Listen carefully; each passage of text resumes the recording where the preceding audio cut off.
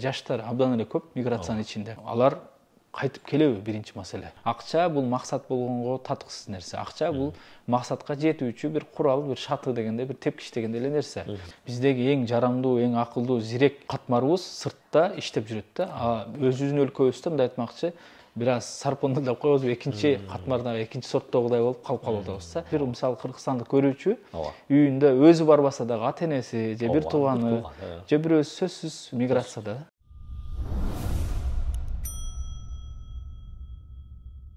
Бисмиллахиррахманиррахим. Алхамдулилlah ва салату ва салам ала расулилlah.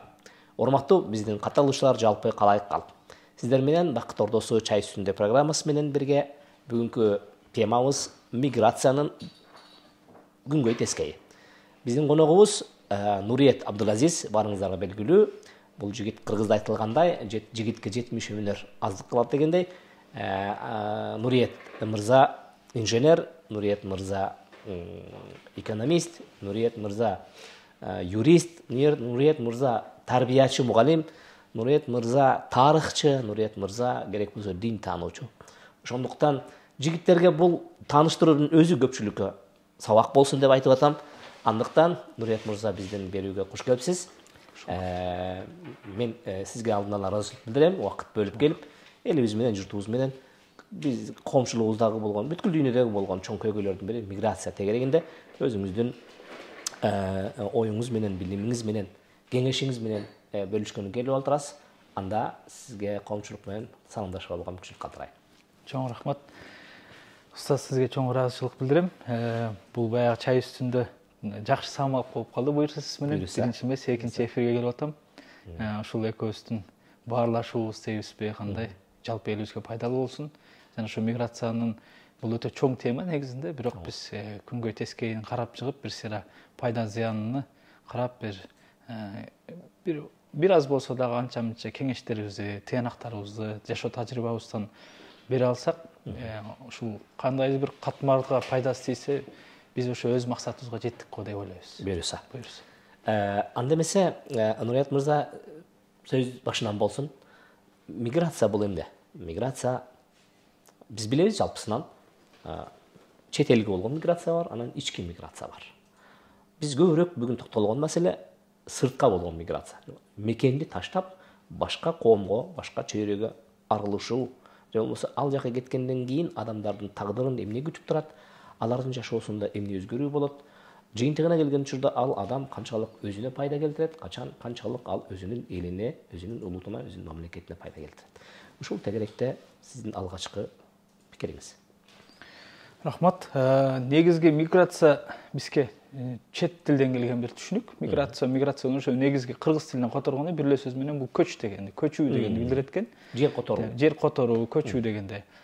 Жер которуу демек бул бир эле көчмөндөргө эмес, жалпы эле адамзатка таандык бир көрүнүш. Негизинен биз эми философиялык жагынан алганыбызда инсан пендеси негизи көчкөн бир маклук экен. Анткени биз түпкү мекенибиз бейиштен бул дүйнөгө, жер планетасына көчүп келиптирбиз да. Демек биздин түпкүрүбүздө, генетикалык түпкүрүбүздө көчүү бар экен. Анан адамдардагы ошол көчүү деген муктаждык бар экен. Көчүү деген эмне десе, балким мунун башында адам атабыздын бейиштен жерге көчүүсү тураттыр. Ооба, ошондон көчүүдөн кылып биз ар дайым бир жаңы нерсени издеп, жаңы бир баягыдай ыңгайлуу шартты издей берет экенбиз да. Адам баласы бул дүйнөдө өзүнүн түпкү мекенине окшош, түпкү мекениндегидей шарттагыдай бир абалды издеп, ар дайым өмүрү ушу менен өтүп кетет экен. Бирок эч качан түпкү баягы мекенине, бейишке бармайынча бул дүйнөдө ошо толук бейиштин рахатын дагы, ошонун шартын түзө албайт экен. Бирок аны издөөсү бул табигый көрүнүш экен. Мынеки. Эми келиңиз. Кыргызстандан орто эсептер боюнча кулагыбыз угуп жүргөн статистикада айтылат, 1 миллион 200 миңге чейин, 1 миллион 500 миңге чейин кыргызстандык чет өлкөгө чыгып кеткендиги айтылып келет. Ушул жагына келген учурда статистикалык тактоолорго бир токтолуп өтсөңүз.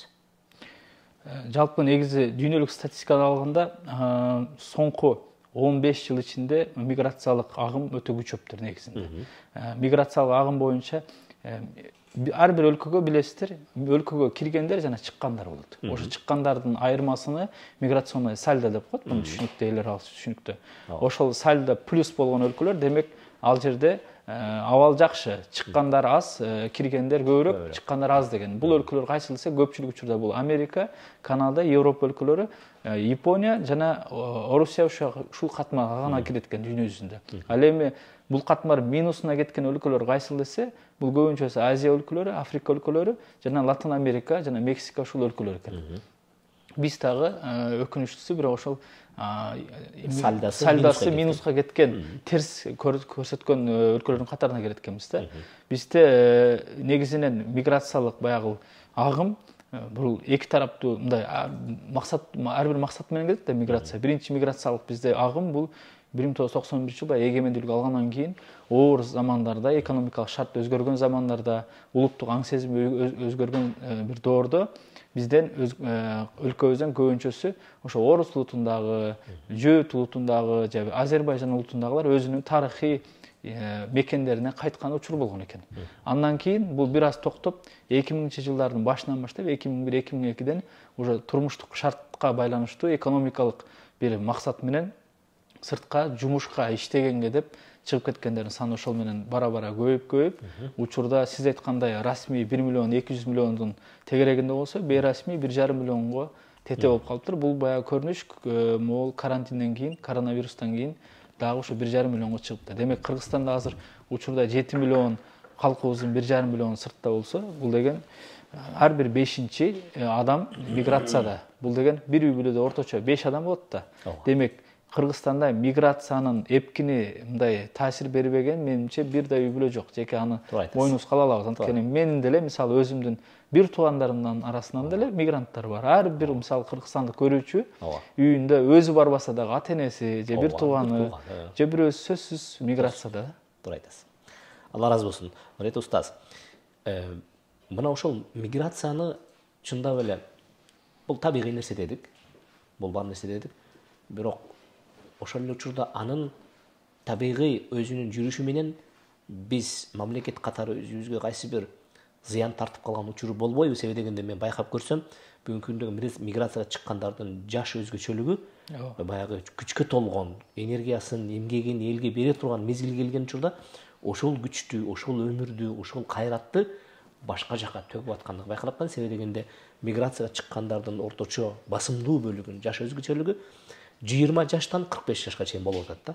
Бул деген сөз киши бышып жетилип, өзүнүн акылы менен, күчү менен, эмгеги менен эмне түздөн түз мындай бир кандай десем, бир пайда алып келе турган мезгилге туш келип атат да.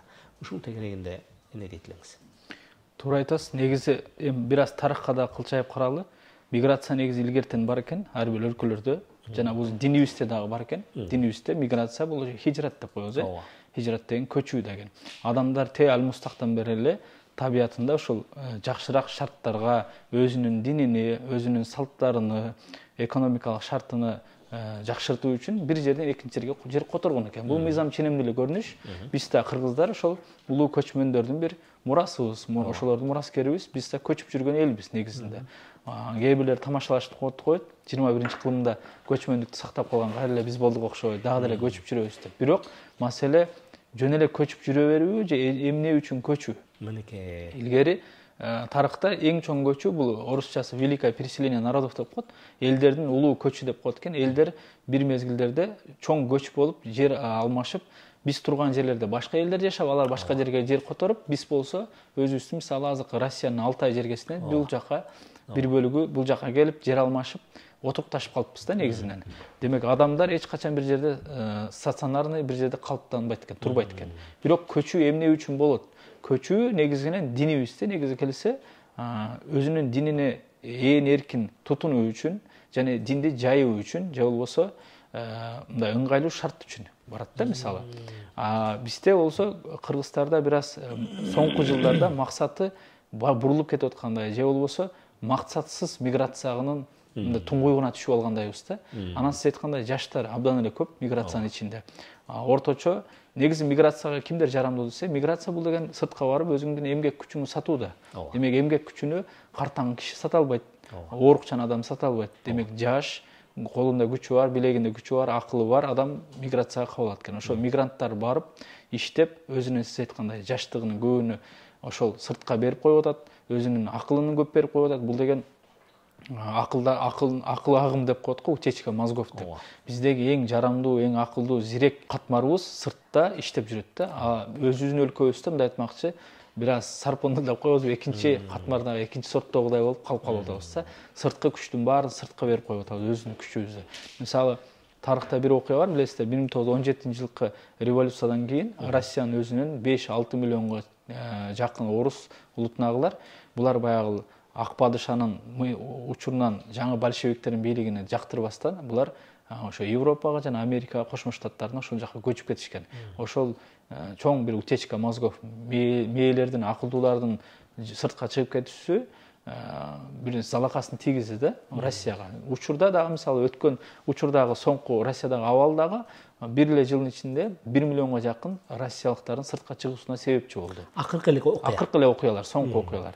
Демек, сыртка чыга алган ким чыгат экен десе, биринчиден каражаты бар адам чыгат экен, акыл эси иштеген адам чыгат экен, колунда кубаты бар жаштар чыгат экен да.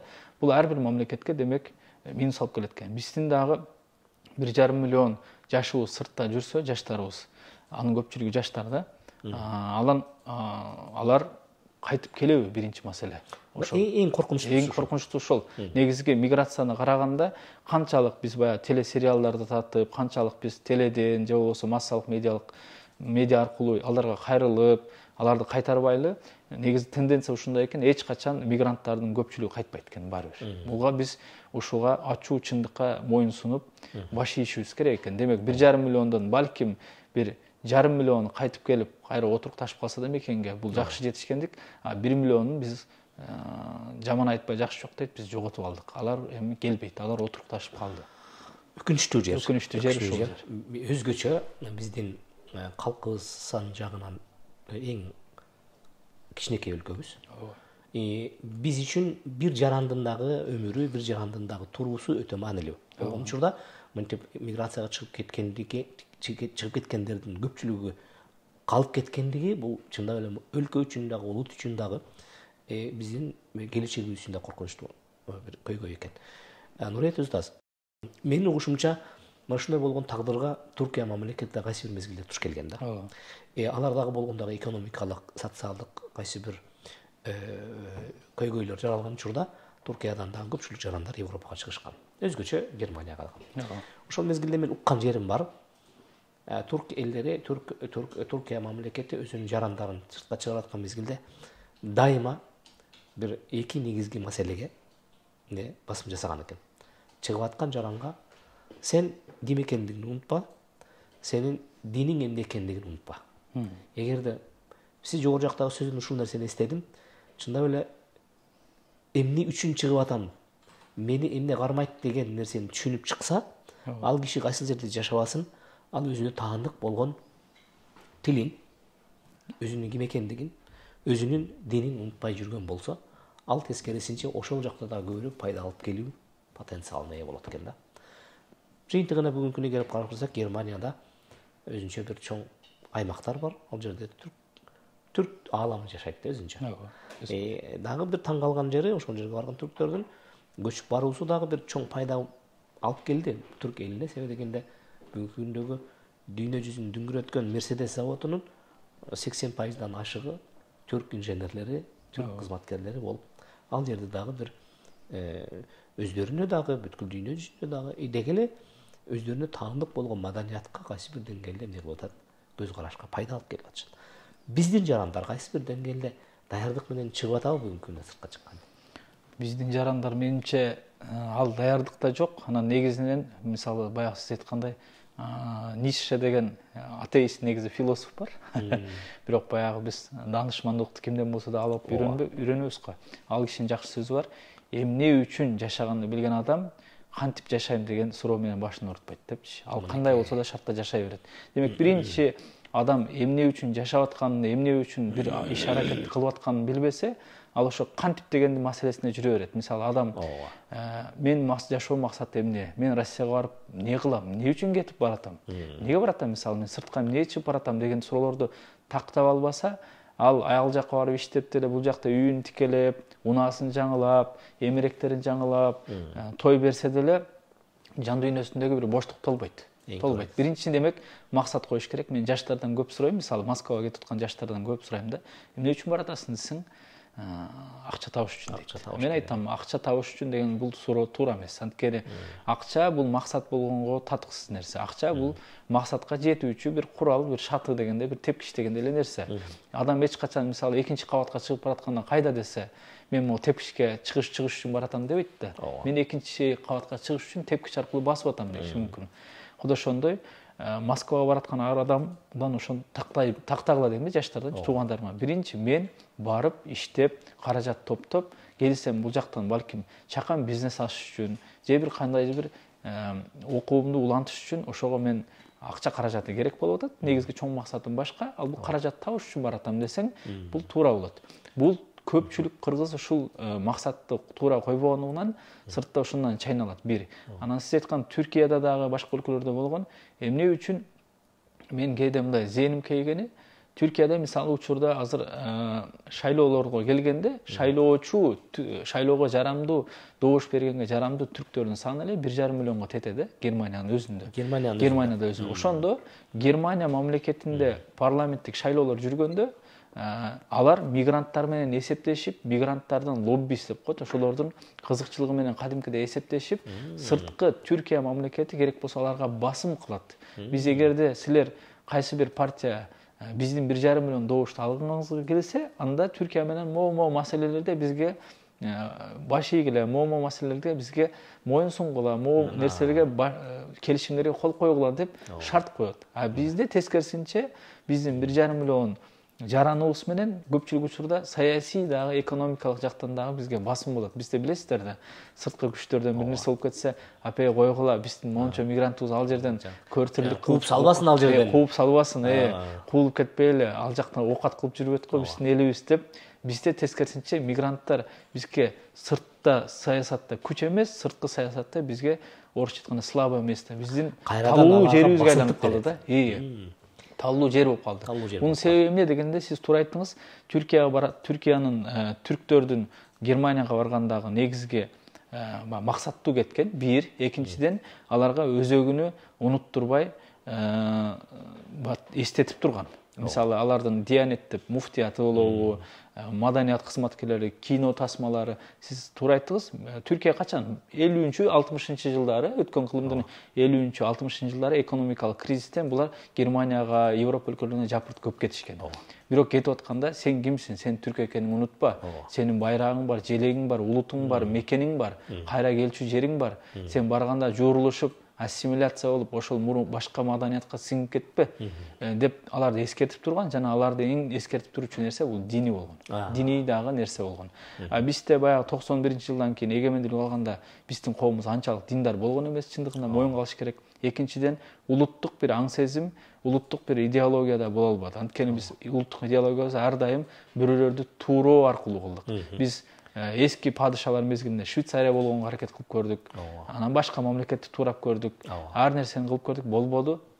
Анан биз эркин эле бир мындай эркин баягыдай жайтка коюлгандай болуп эле тарап кеттик дагы, дүйнөгө тарап кеттик да, бирок максатсыз барып алып туруп, биз эң мен бул жерден дагы бир байкаганым, түрктөр Германияга барганда бул бөтөн тил экен.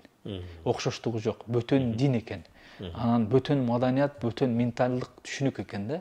Ошон үчүн булар бөтөн жерге барган адам өзүн коруп, өзүнүкүн бербегенге аракет кылат экен. Ал эми жаманбы жакшыбы, орус эли менен биз 70 жыл бирге жашаган үчүн биздин алардын тили бизге эне тилдей эле болуп калыптыр. Алардын майрамдары, түшүнүгү баардыгы окшош болуп калыптыр. Алардын сөккүсү деле мага жагып аткандай кабыл алынат. Ал өзүбүздүн эле адамдай болуп калыптыр да. Биз ал жерден жат жерде жүргөндөй сезбей эле, экинчи мекенде эле сезип, анан алардагы кээ бир мына калай башка неме маданий бир экспансия деп коет да, маданий бир нерселер басмырлар болот да, ошолор акырындык менен кирип атып, биздин жан дүйнөбүздү ээлеп калыптыр дагы. Биз айтмакчы, мен көп айтам өзүмдүн интервьюларымда, көз жумшук эле оруска айланып калыппыз. Бир бөлүгүбүз, баарыбыз эмес. Баарыбыз көз жумшук эле оруска айланып калыппыз. Анан буну мигранттар баягы ачуу болсо да кабыл алыш керек да негизинде, ооба. Анан азыркы могу жаңы мууну коркунучтуу болуп баратат. Анткени саясий бир Орусиянын саясатчыларынын экөөнүн сизге окшоп, экөөбүзгө окшоп интервьюсун угуп калдым, радиодо мынтип атат да. Биз эч качан биринчи муунду толук орусташтыра албайт экенбиз. Ага аракет да кылганыбыз туура эмес экен дейт. Анткени булардын түпкү тамыры, өзөгү ошо Айылында, Кыргызстанда, Тажикстанда же Өзбекстанда байланып турат экен дейт. Бул ошол жакта эңсеп тура берет экен дейт. Баягы канча карышкырды бөрү баласы ит болбойт дегенде, канча карышкырды баксаң дагы баары бир токой жакты карап турат дегенде, баары мекенин карай берет экен. Биз дейт экинчи жана үчүнчү муунга көп аракет кылышыбыз керек экен. Кантип десе, биз ал балдарды дейт ассимиляция кылышыбыз керек, ал балдарды орусташтырышыбыз керек, аларды дейт мигранттын балдарын өзүбүзгө жаран кылышыбыз керек деп. Жалпыга маалым, Орусияда демографиялык абал өтө оор. Өтө оор. Карылардын саны көп, төрөгөндөрдүн саны аз болгондуктан алар мигранттардын эсебинен өзүнүн элин көбөйтүүнүн максаты бар. Бул ачык эле максат да.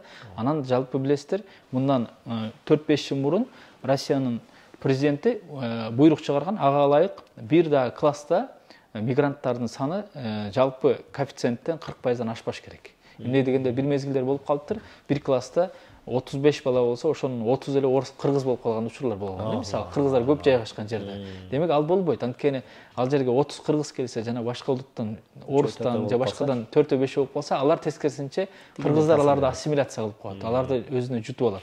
Ошон үчүн аларды бөлүп окутуу, маданиятына сиңирүү деген процесс жүрүп, ушул процесс болуп атат. Жана миграциянын пайдалары бар, устаз. Мисалы, биз жалпы 30 жылдык миграциядан Кыргызстан бейрасмий 35-40 миллиард доллар пайда таап турабыз. Бул баягы таза финансылык жардам катары деп коелу. Бирок минустары кайсыл десе, минустарын мен соңку күндөр байкап атам. Статистикага ылайык жылдан жылга акча которуу азайып баратат. Болбосо элдин саны, өткөндөрдүн саны көбөйүп атат. Мурун 1 миллион болсо, азыр 1,5 миллион, бирок акча которуулар мурун канча миллиард болсо, ошол эле миллиардта турат. Эмнеге десе, демек сырт ал жактагы акча бул жака келип аткан себеби, кээ биркилер ал жакта биротоло отурукташа баштады. Бул жака акча жөнөтпөй калды. Акча жөнөтпөй калды. Жана мындан 20 жыл мурдагы мен курактуу 30-35 жаштагы жаштар барганда, азыр ал сиз курактуу 55 киши болуп калды. Ал киши уул чыгарып, кызын чыгарып, уул үйлөп, уже чоң ата болуп калды, чоң эне болуп калды. Алар ушул жерде отурукташа баштады. Алар кыргыздыгын, иденттүүлүгүн жогото элек, бирок экинчи муун ал жердегилер үйлөнө баштады. Үйлөнгөндө көпчүлүк учурда ошол жергиликтүүлөр менен үйлөнгөн учурлар да көп болот. Мен мисалы өзүм туугандарымдан билем, бурят улутуна, орус улутуна үйлөнгөндөр дагы болуп атат. Мисалы, же болбосо орусташып кеткен өзүнө окшогон кыргызга үйлөнүп атат мисалы.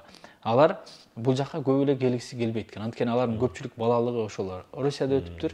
Алар бай ата энесин сыйлаган үчүн эле 1-2 жылда бир мааракелерге, жаман жакшы эле мааракелерге келбесе, менимче алардын ата энеси эртең каза болгону көзөткөндө алар келбейт бул жака. Булар тамырын биротоло үзөт. Ал эми алардын балдары 3-чү муундагы мигранттарыбызды биз такыр эле көрө албайбыз. Алар тили дагы орусча болот. Түшүнүгү дагы, маданияты баардыгы турушу менен биз ошондо баягы Саха Бурятиядагыдай, Калмыктагыдай ошондой бир Андрей, Коля, Андрей болгон, бирок көзү жымшыйган эле бир абалга кептелебиз да. Ошого биз аны толугу менен токтото албайбыз. Чындыгын айтпадыкпы бай жогоруда 1,5 миллиондун баарын кайтара албайбыз деп. Келбейт дагы алар. Бир бөлүгүнү биз келтиришибиз керек, келиш керек. Кайсы бир бөлүгүнө биз бул жактан мадани, ошо руханий азык берип турушубуз керек. Мына ушул нерсеге токтолоюн дедим эле Нурия Тутас. Биз ушул диний жетекчиликке, биз жогору жакта айтпадыкпы, Германиядагы түрктөрдүн абалына келген учурда аларды сактап калган нерсе, алардын бир жагынан бизге караганда түрктөрүбүздүн улуттук идеологиясы, улуттук мындай деңгээли өйдө да. Ага кошумча диянет дагы маани берип, аларга атайын илимдүү адистерди жиберүү менен аларды сактап калууга шарт түзгөн деп. Биз дагы ушу диний жетекчиликке атайын адистерди даярдап, орус тилдүү, ошол жака барган учурда элди жөнгө салган, ар кандай чоочун иш-аракеттерден, жагымсыз адеп ахлактардан, айтайлык туура эмес тамактануудан бир оңдоп түзөп тура турган адистерди жиберүү жагын сунуштаса, ушул нерсени колго алалы. Эң жакшы болот. Биринчисинен менин жеке пикирим бул, сунушта катары калса болот. Биринчиден миграциянын алдын алуу биринчи маселе ушул болуш керек. Миграцияга негизинен эмне себеп болуп атат? Чын-чынына келгенде азыркы учурдагы миграциянын көбү кара курсактын айынан болбой калды. Анткени Кудайга шүгүр курсагы тоюп калды элдинчи. Мындан 20-25 жылга караганда азыр элдин курсагы ток. Бирок азыр эмне үчүн кетип атат? Азыр үй жаңылаш үчүн, унаа жаңылаш үчүн, чоңураак кылып 500 адам чакырып той кылыш үчүн, мисалы эмерек жаңылаш үчүн, же ата-энесин бул жакта кошумча берип, черный касса ойноп, же болбосо баягы сетевой маркетингде мүчө болуш үчүн деп ошол жакта иштеп жүргөн балдары бар да, мисалы. Ошолорду демек биз бул жактан диний ошол башкармабыз мамлекет менен биргеликте, коомчулук менен биргеликте биз бир сыйра өзүбүздүн каада салттарыбызды, үрп адаттарыбызды, күнүмдүк чыгымдарыбызга чейин кыргыздар биз бир инвентаризация, бир сыйра назар салып карап көрүшүбүз керек. Буну канчалык мындай туура эмес, ысырапка туура келбейт. Менимче ушул нерсе бир аз нукка коюлса, сыртка чыгуулардын мындан кийин чыга тургандардын саны азаят. Бир, экинчиси сиз айткан, ал эми чыгып кеткендерге кандай дегенде, да, ал жака муфтият эле эмес, мамлекетибизде эле, элибизде эле мен көп тамашалашып да коем. Ушул темада, миграция темасына көп макала жаздым. Макалаларым көбүн терс кабыл алды мигранттарчы. Мен анткени мен баягы күйгөнүмдөн айттым да, баягы кыргыздар айтат го, дос күйдүрүп айтат, душман сүйдүрүп айтат депчи. Мен күйгөнүмдөн ушулар кайтып келсе экен, мындай кылбаса экен, ысырапта жашабаса экен, өмүрү алшаксалыкта кум болуп өтүп кетпесе экен деп көп жазам. Анан алар көпчүлүгү эле баягы дооматты мигранттар ушул нерсени айтат да. Биз силерге мындай спонсор катары эле керекпиз да. Ооба, үйдө бир ремонт болсо биз акча жөнөтүшүбүз керек. Бир кошумча бирөөгө тай кош керек, той өткөзүш керек болсо ошо мигрант акча жөнөтөт. Жада калса билесиздер, мамлекеттин башына бир кыйынчылык келсе, мисалы Баткен окуясына окшогон. Биринчи болуп ошо мигранттар сырттан акча жөнөтөт. Ковидде ошондой болду. Ковидде болду, мисалы. Же болбосо азыркы оорукчандар көбөйүп кетпеди? Оорукчандар операцияга акча жөнөтүш керек болсо, ошондо деле байкуш баягы мигранттын түйшүк. Биз мигрантты соруп эле сүлүк курттай элибиз дагы, мамлекетибиз дагы соргондо эле үйрөнүп алдык да. Анан мигранттар бир мезгилде ал жакта бөтөн жерде баары бир руханий ачкалыгынан булар эмне кылат экен? Бир мындай аркасына жөлөк боло турган бир идея, ишеним, бир система издейт экен. Анан көпчүлүгү соңку 10 жыл ичинде булар ошону ислам динине деп динге мындай жапырт кете баштады. Бирок динге дегенде ритуалдык гана намаз окуп, жолукка келип, кээ бирлери сакал өстүрүп, кээ бир бияктан бизден чыккан устаздардын же болбосо аалымдардын ойлорун, пикирлерин, максаттарын угуп, ушу менен эле тим болуп, бирок бул ага толук менен толук кандуу ага жооп бере албай атат. Анткени ал бөтөн жерде жүрөт. Анын башка маданият жуулуштуруп, өзүнө жутуп коюшу ыктымал да. Ошон үчүн баягы биз азыр мисалы артисттерибиз барып атпайбы? Барып гастролдогондой эле биздин муфтият болсун, башкармалык болсун, ар дайымкы ошол жердеги ар бир шаардагы мигранттар менен тез жолугуп турганды, аларга руханий диаспора аркылуу. Диаспора дегенде эле баягы сен мыктысың деп эле бири-бирине грамота берип эле, бири-бирин мактай бере турган бир иш-чара эмес. Бул ошол руханий азык бере тургандай, бир иш-чараларды уюштуруу. Азыр болуп атат, мисалы китеп жарыштары болуп атат, башкалар, бирок ушуларды да көбөйтүү.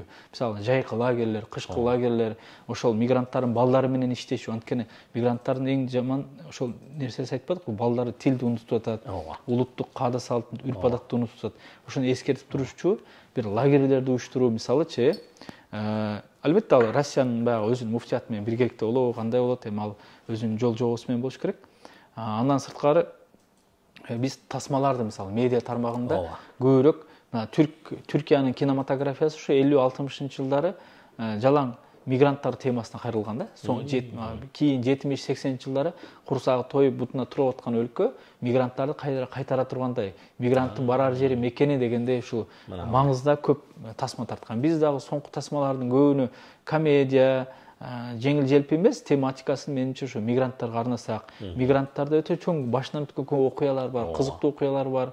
Ошолорду карап, ошолорду тартсак, менимче дагы бир салым болмок да. Анан маданият кызматкерлери болсун, алар дагы ошол мекен жөнүндө ырларды, мекен жөнүндө кайтып келүү боюнча, мигранттын жашоосу боюнча ушуларды көбүрөөк кайрылса, жалпы эле мамлекетте ошого караш керек да.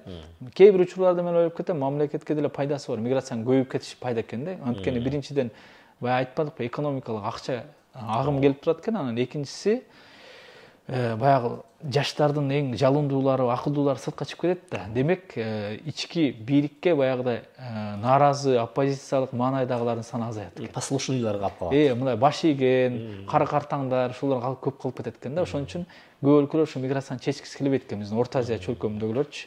Бирок бул жакшылыкка алып келбейт. Анткени сыртка ушул акыл эстүүлөр кете бергенде өлкө баары бир эле биз баягы наркоман ар дайым дозага байланып калгандай эле биз мигранттардын акчасына байланып калабыз, отуруп калабыз. Анан отуруп алып эле күндө тууса күндө жок деп коет го кыргыздар, ошондой эле күнүмкүсүн күндө жеп эле анан эч нерсеге болбой калат да. Мен миграция боюнча көп макала жазганымда комментарийлерде көп байкайм да, ушуну ыйлагандар болот, жазгандар болот өзүмө дагы. Мен жашым 30-тан өтүп кетти, аялым менен үйлөнүп алып 15 жылдап жүрдүк, улам дейт тапканымдын баардыгын ошо айылга жөнөтүп жүрүп, эми 15 жыл өткөндөн кийин 3 балам жетелеп айылга келсем дейт, эчтеке жок экен дейт. Мен жегенимди, мен жөнөткөнүмдү эч нерсе кылбаптыр дейт. Же бир үй салып койгон эмес, эч болбосо да эми кеминде, же болбосо бир ишкана ачып, же ошол мал жан кылып көбөйтүп койбостон, утуру жөнөткөн, утуру тояшка, башка нерсеге, өлүмтүккө мисалы, же бизде черный касса бар, ойномой бар, катташ деген бар, ошол кошумчага кошуп жүрүп жок кылып койгон да.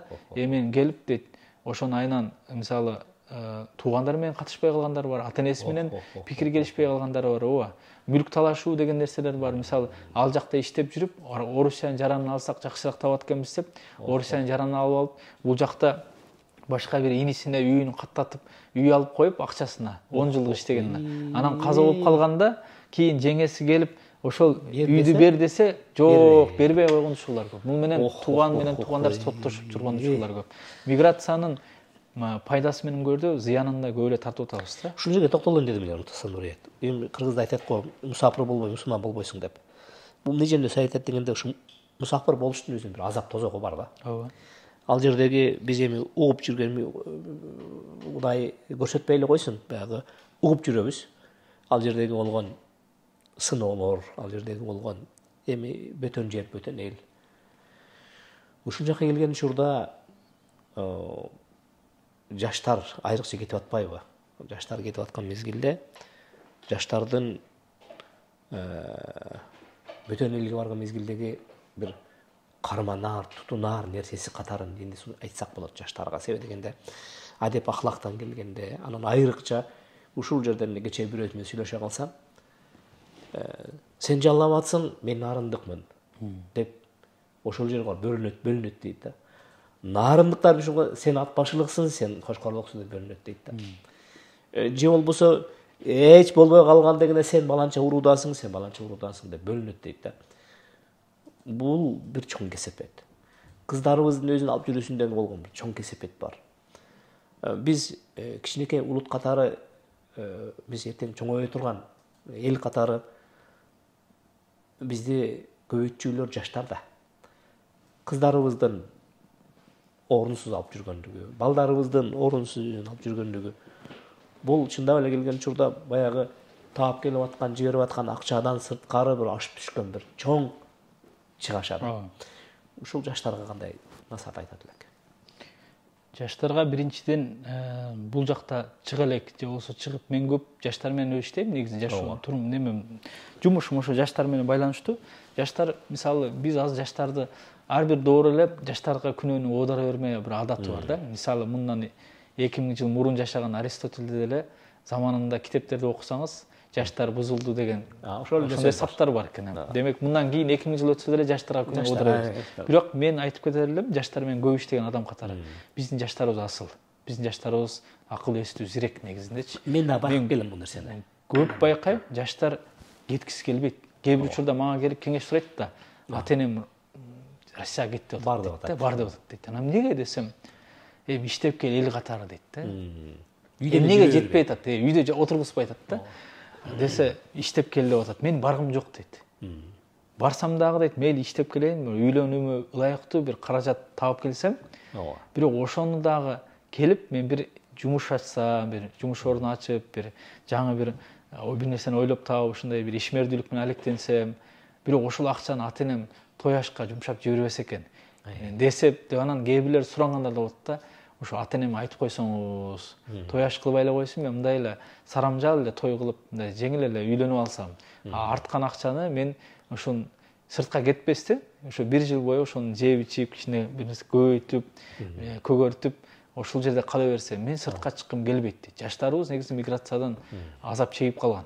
Анткени биринчи мууну булар кичинекей мезгилинен ата энени көрбөй калды. Учурда мисалы Кыргызстанда 780 000 бала ата энеси тирип туруп жетим да. Мисалы биз көп айтабыз. Ушул тегерек токтону дедим эле. Бул миграция өзүнчө баргандын бир азабы, кайткандын бир азабы болуп атса, булар кетип аткан мезгилде 3 балалуу болсо 3 баласын таштап, 4 балалуу болсо 4 баласын таштап кетип атат да. Ушул жагы менен биз кайсы бир деңгээлде биздин коомдогу бир багытын таба албай турган бир колоннаны даярдап аткан жокпузбу? Биз даярдап эле атабыз ошону 30 жылдан бери биз буну байкап деле атабыз. Байкап айтабыз дегенден айта албайм. Ар бир үй бүлө эле буга кошулат. Ооба, сиз айткандай тарбия көрбөгөн бир муун пайда болду. Алар ата энесин керектүү моментте, керектүү жеринде ата эне көргөн жок жарында. Бай айтып атпайсызбы?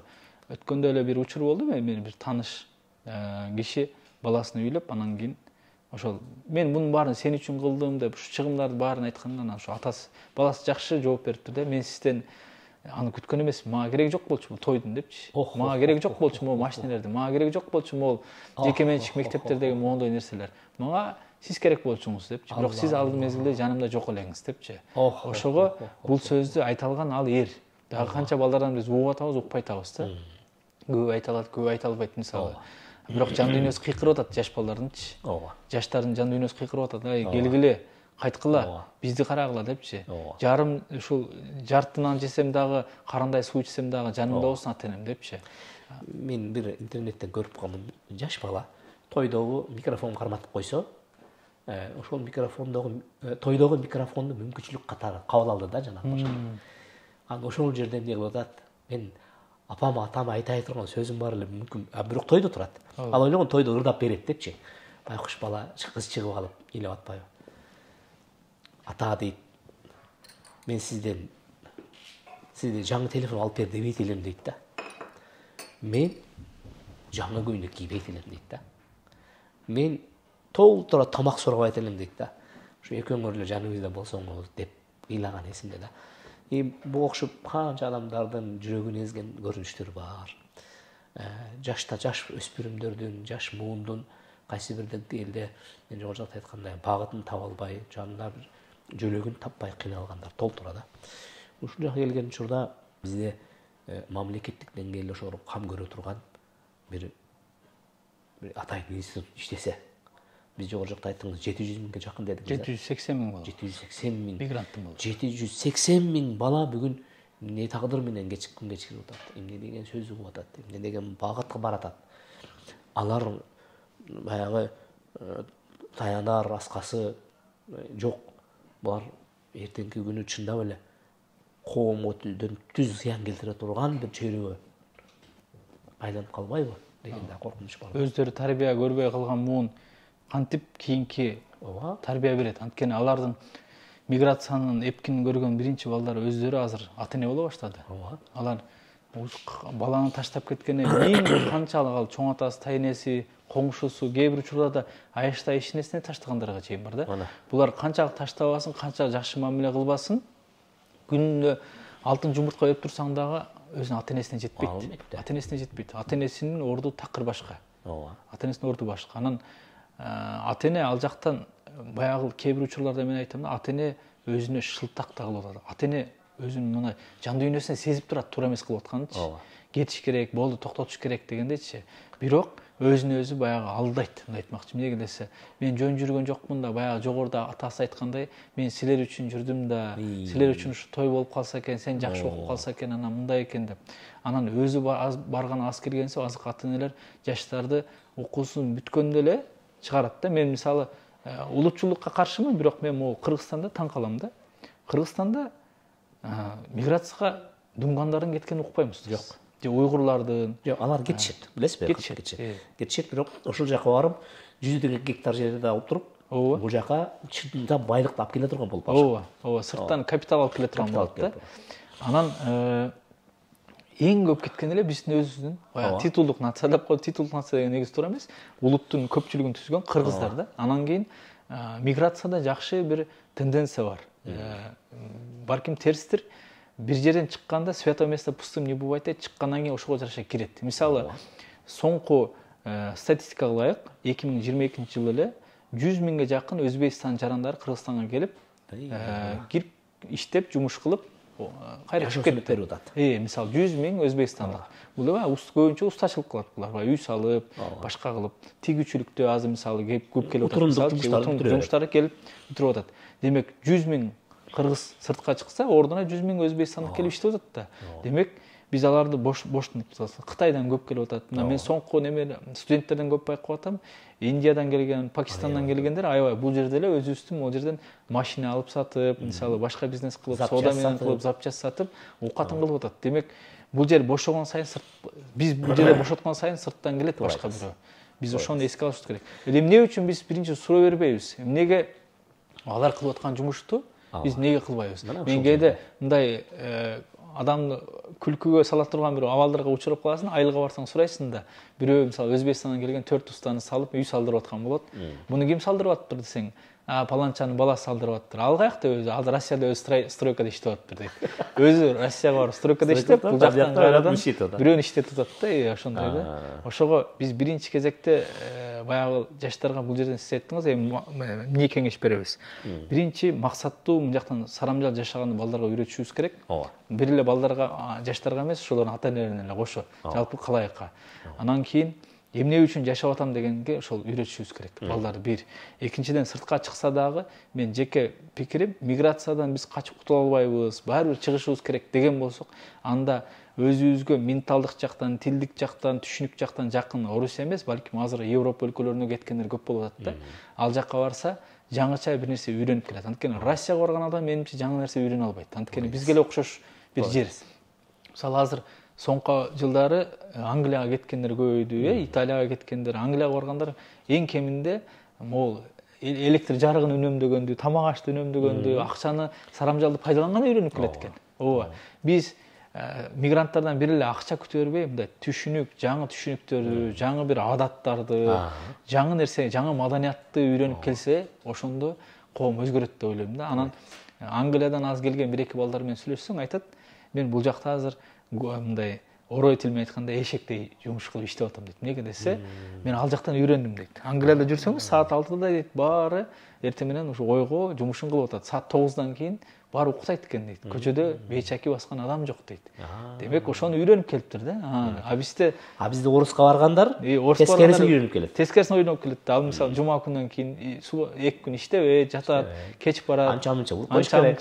Кичине спирттик ичимдиктер ичип, анан өзү мындай кенен калк, өзү да жалкоорак калк, кол астындагы адамга дагы жалкоо мамиле кылат экен. Ал эми англичандар өздөрү же түрктөр болсун мисалы, өздөрү эмгекчил калк, кол астында иштеткен адамды дагы ошондой сыгып, эмгекке тарбиялап, бышырып тарбиялайт да. Ошон үчүн биз ошол жагынан миграцияга кеткенге мажбур болсо, анда сыртка башка өлкөлөргө да чыгып келгенин сунуштайт. Ушул жерде биз эми жаш жарганда эмне, көпчүлүк дагы эле баягы үмүт артып, кетиш керек, иштеш керек дегендер жок эмес да.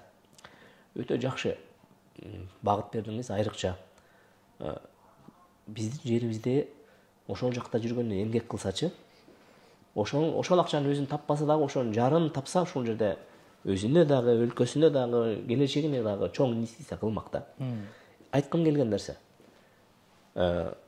чарбачылык десе, чарбачылыкты жасаса болот эле. Мейли бүгүнкү күндө велосипед ойлоп табыштын кереги жок. Бардык технология түрү бар. Бизде жашоо ыңгайлуу бар. Бизде башка бир темир тесекке болгон муктаждык жок да. Эмне үчүн айтайлык ушул жердеги болгон чарбачылык менен кошо айтайлык агрономия. Айтайлык мөмөнүн түрүн өстүрсө болот эле. Бизде балыктын түрүн өстүрсө болот эле. Бизде айтайлык өсүмдүктүн түрү өсөт. Шулардын менен деле аркасында жакшылап көңүл буруп, маани берип, эмгек кылып, мейли бир жыл күйүп калсын, аракет кылсын. Кийинки жылы жөнгө салынат эле. А 15 жыл кайдалса, 15 жылдан кийин атактуу агрономго айланат эле. Мисалга да. Ушул жагына келген учурда элге дагы бир тарта турган, элге жете турган кылып эмнени сунуштайт элек?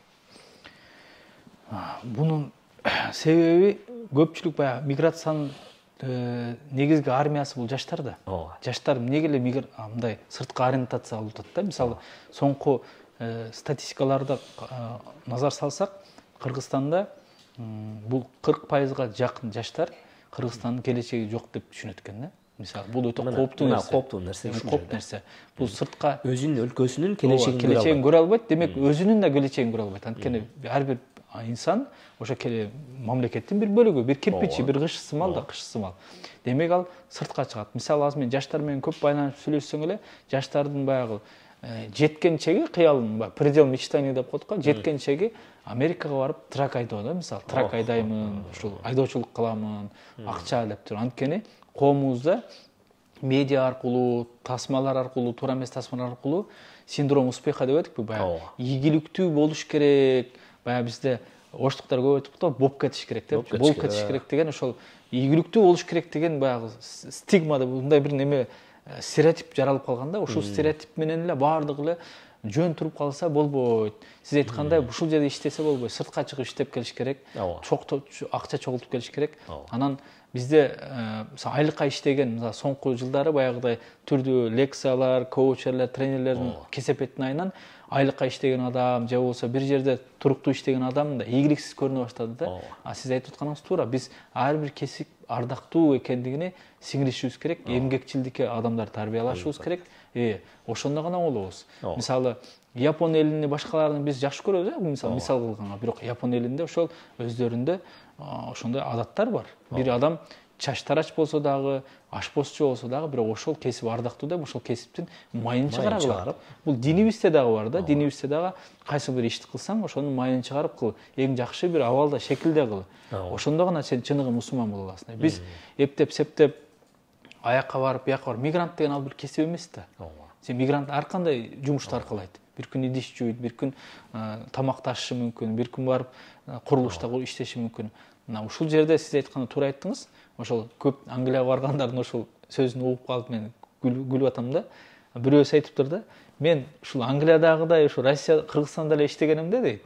Мындан да байып кетмек экенмин депчи. Бизде шарт бар. Бизде конкуренция анчалык Европадагыдай же Америкагыдай күч эмес. Бизде бир иш баштасаңыз оңоюраак болот.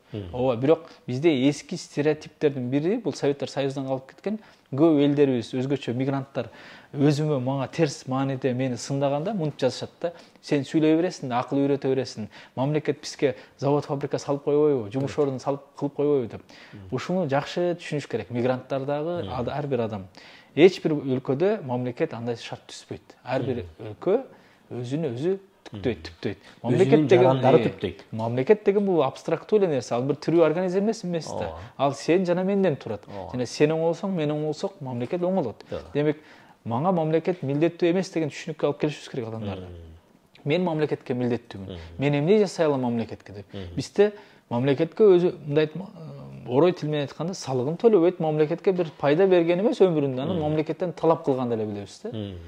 Сен өз биринчи мамлекетке бир нерсе жасадыңбы, ошондон сура. Илгери ушул жерде бир чоң көйгөйдү да чечсек болот эле да. Билесиз, бүгүнкү күндө көпчүлүк адамдар биздин мамлекет жетекчилерине болгондо ишеничи жок да. Ооба. А бирок качан адамдар өз маңдай тери менен иштеп туруп, ошол салыкты төлөгөндөн кийин, ошол салыктын кайсы жерге барып түшкөндүгүн талап кылган, керек болсо ошолорду атуу өкүмүн дагы мыйзамга аштырган кыла турган жарандар өсүп чыгат эле да. Талап күчөйт эле. Мисалы үчүн башка өлкөлөрдө ошондой. Американы карап көрөлүк же болбосо башка өлкөлөрдү бардыгы, Кытайды карап көрөлүк. Эл иштейт, иштегенге жараша мамлекетке ошондой мыйзам кабыл алынган. Эгерде мамлекеттин чөнтөгүнө кол салган болсо, ал ким болбосун эмне болот? Сөз. Маргарет Тэтчер айткандай, мамлекеттик акча деген түшүнүк болбойт. Бюджеттик акча деген. Элдин акчасы. Ал биздин акча деген түшүнүк калды. Салык төлөөчүлөрдүн акчасы болот. Бирок кечиресиздер, биз өзүбүз жыргатып салык төлөп атсак, биз дордойдо отуруп алып, миллиондор таап туруп, бирок салыгыбызды болбогон бир салык төлсөк, анан биз барып мамлекеттен бир талап кыла албайбыз. Анткени биз өзүбүздагы баягы артыбыз кууш болуп коркобуз. Кой, анын менин деле чукса, менин деле артымда мончо чеге десе чыгат деп. А эгерде сиз ак мээнетиңиз менен пешенетериңиз менен тапкан акчаңыздын бир бөлүгүн салыкты төлөй турган болсоңуз, тийиштүү салыкты төлөп, сиз ошону талап кыла баштайсыз. Сиз ошо тийиштүү билим берүүнү, тийиштүү медициналык кароону, көчөдөгү тийиштүү тартипти талап кыласыз. Ошого жараша. Ошон үчүн биринчи кезекте мамлекеттүүлүк дагы түшүнүгүбүз келиш керек. Мекен түшүнүгү, мамлекеттүүлүк түшүнүгү, инсан түшүнүгү баягыда жалпы эле. Бизде маданият бир аз жалпы эле маданият, жалпы эле сабатсыздык менимче сабаттуулук бир аз начар болгондугунан бул динде болсун, маданиятта болсун баардык жакта эле бирдей эле болуп атат. Кээпчилик кээ бирлер мисалы, кээ бир адамдар динге келип деле диний кээ бир туура эмес иштерин кылса, динге келип алып деле аны динди туура эмес кылып атат, диний сабатсыз экен дейт. Мен аны ойлойм, диний сабатсыздыктан эмес, жалпы эле сабатсыздыктан. Жалпы сабатсыздык жоюлса, динди дагы жакшы тутунат, маданияты дагы бир сулуу, кообуз маданиятка ээ болот. Баардык жагы өзүнө келет. Ошон үчүн биз түшүнүк эң оболду биринчи түшүнүк турат экен да. Ошо түшүнүктү оңолушубуз керек. Буюрса, урматтуу биздин калайык калк, жумурай журт. Бүгүн сиздер менен биз миграциянын күнгөй тескейин карап көрдүк. Биз сиздерден суроолор, эгерде сиздерде кайсы бир айтайлык сунуш же болбосо керектүү сын болсо дагы биз комментарий аркылуу сиздерден күтөбүз. Албетте бүгүнкү коногубуз Нурият Абдулазиз келип өзүнүн кеп кеңешин миграциянын тегерегинде болгон анын пайда зыяндарын талкуулаганга өзүнүн салымын кошуп отурат. Андыктан дагы бир жолу сизге ыраазычылык билдиребиз, Нурият, убакыт бөлүп келгениңизге. Анда сиздер менен биз кийинки берүүлөрдө дагы көрүшкөнгө чейин. Ассаламу алейкум ва рахматуллахи ва баракатух.